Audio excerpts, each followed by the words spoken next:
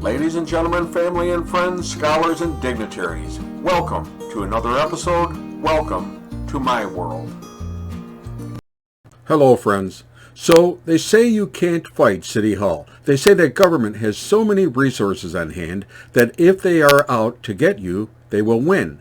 And one other factor is that with so many laws and regulations that have been passed by government, literally thousands of new ones every year, that government can always find a crime to fit the person. They can always find a violation of some act or law for virtually everyone in the United States if they want to. And that's exactly what they've done to Donald Trump. For about the last 5 years, I have seen an absolute barrage of attacks on President Trump, the 45th President of the United States. I was actually amazed to see this from very early on in his presidency. In fact, several newspapers suggested that he be impeached in January 2017, even as he was just sworn in as president and before he had taken any executive actions at all.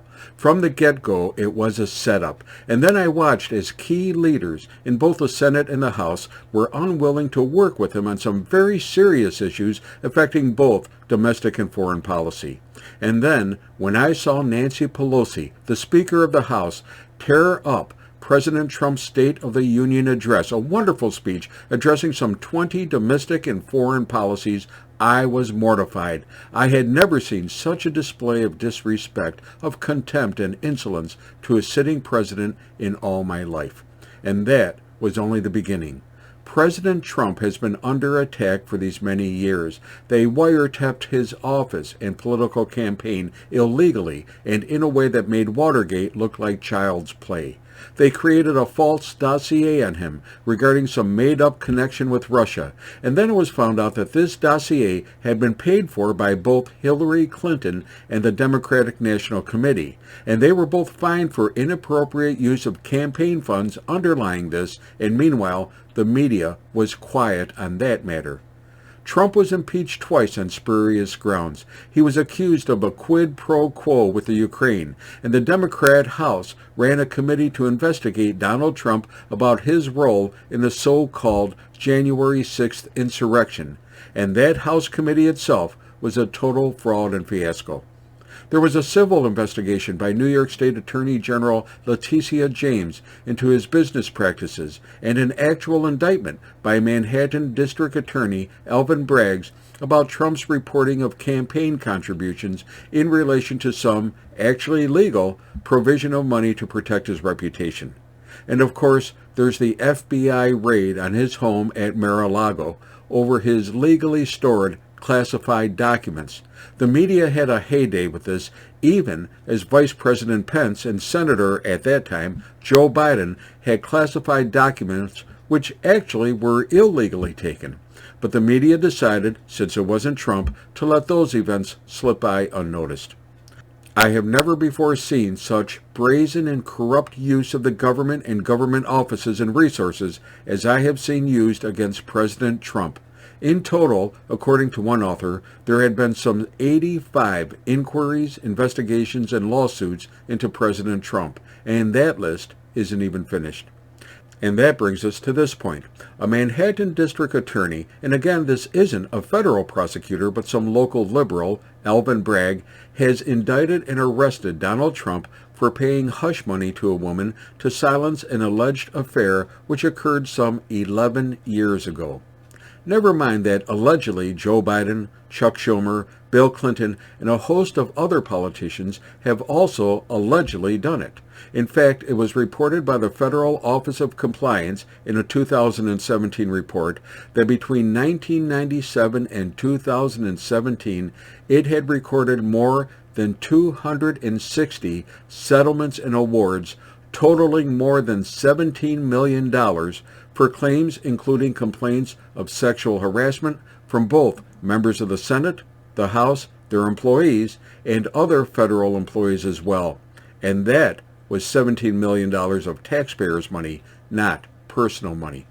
So what I'm saying is that here, no crime was committed. But again, if government is out to get you, they will. And they have unlimited means and resources to pursue, hound, and eventually get a person on whatever charge they can find. Anyway, again, Most people don't have the means or resources to fight City Hall.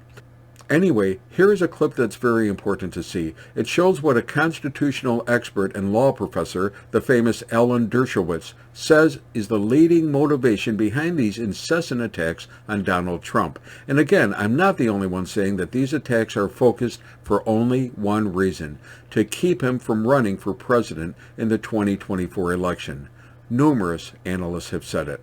So here is Alan Dershowitz on the Meghan Kelly Show. And as an aside, Meghan Kelly is one of the best journalists and interviewers and often has great experts as guests on her show. I do recommend watching her, and here is one reason why. Look, nobody in their right mind would believe that Bragg would be going after John Smith or even John Edwards on a case like this. It's obviously an example of get Trump. And it's so, so dangerous. And it asks the wrong question to ask, is he technically guilty of a violation? I don't know the answer to that question. Maybe he is, maybe he isn't. I want to tell you how dangerous this is by reading a brief quote from probably the greatest attorney general in America's history, Justice Robert Jackson, who served as the chief prosecutor at Nuremberg and then was the attorney general of the United States. With the law books filled with a great assortment of crimes, a prosecutor has a fair chance of finding at least a technical violation of some act on the part of almost anybody. In such a case, it's not a question of discovering the commission of a crime and then looking for the person who committed it. It's a question of picking the man and then searching the law books or putting investigators to work to pin some offense on him. Could there be a better description of what Bragg has done, what is going on in Georgia, what Letitia James did when she ran for office on the campaign promise to get Trump? This is the worst kind of danger to justice. You know, as Lavrenti Beria once said to Stalin, I don't want to make comparisons to the Soviet Union, but he said, show me the man and I'll find you the crime. And that's what's going on with Trump. People are determined to get Trump. I'm not a Trump supporter. I have a constitutional right to vote against him for the third time. And I don't want to see any prosecutors prevent anybody from voting for him or voting against him. That's something the American public should do.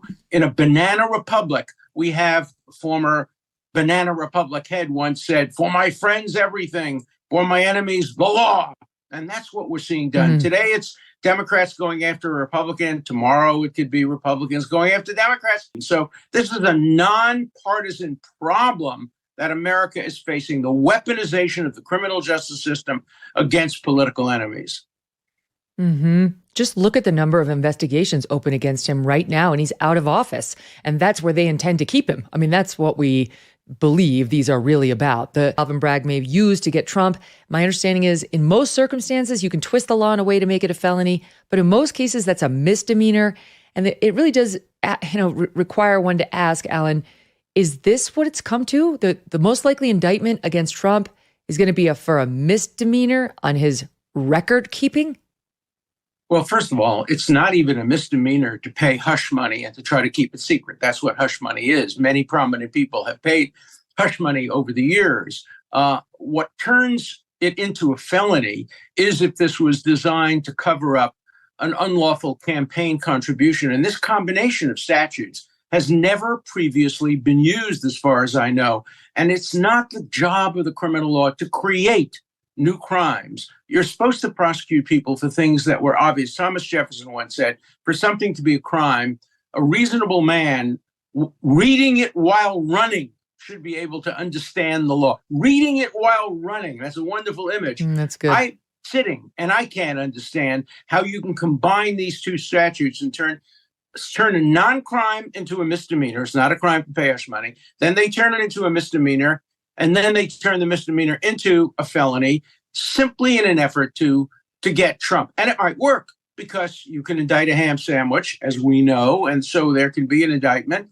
In New York, you can probably convict Trump of anything, and or in the District of Columbia, where overwhelmingly people don't want Trump to run for election. Now it'll be up, therefore, to the courts of appeals, and that's probably a special prosecutor. So The DC specter is, of where the special prosecutor is. Okay, so wait, but let me offer this. So just to clarify so that the viewers understand where we are. So they're going to say you misrecorded the reasons why you Right. paid Michael Cohen those monies. That was not legal fees. That was to reimburse the $130 hush money. And the hush money itself was illegal. That was that was the underlying felony that makes your sloppy record keeping go from a misdemeanor to a felony because you were covering up a felony. So in other words, we can get you on the bookkeeping if it was to cover up a felony. And we're going to allege that you committed a felony by paying hush money to Stormy Daniels. And the only way we can get you on that is to prove it wasn't just to avoid embarrassment or getting in trouble with Melania. It was to win you the election. So this is the long logic of Alvin Bragg, the DA in Manhattan. Folks, it's very scary that government can be weaponized against an individual, any individual, to this magnitude, and that's the lesson we all need to acknowledge and remember. There is a true distinction between good and evil, and if those in government cannot even recognize it, much less consistently practice it, then we're all in trouble. Hey, be safe, be well, and may God bless you in this great country.